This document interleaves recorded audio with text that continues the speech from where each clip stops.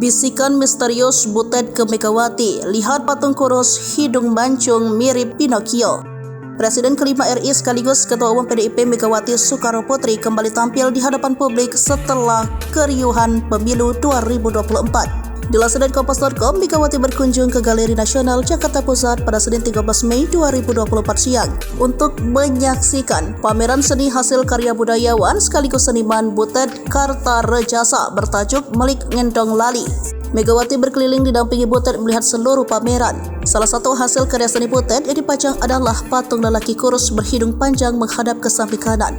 Keberadaan patung itu menarik perhatian Megawati. Presiden kelima RI itu sempat memandangi patung itu sambil berbincang dengan Butet, namun tak terdengar apa isi pembicaraan keduanya. Sebelum sesi tanya jawab awak media, Megawati menegaskan tidak ingin kunjungannya ini dikaitkan dengan politik praktis. Megawati menampik bila penampilan publiknya dikait-kaitkan dengan isu politik, ia hanya ingin menikmati seni.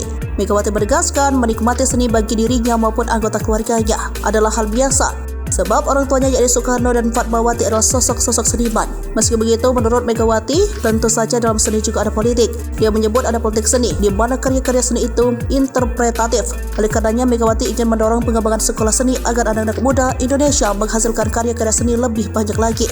Butet yang berada di dekat Megawati membuat celutukan kecil. Setelah itu, Megawati memberikan sedikit pemaknaan atas karya Butet yang dipamerkan.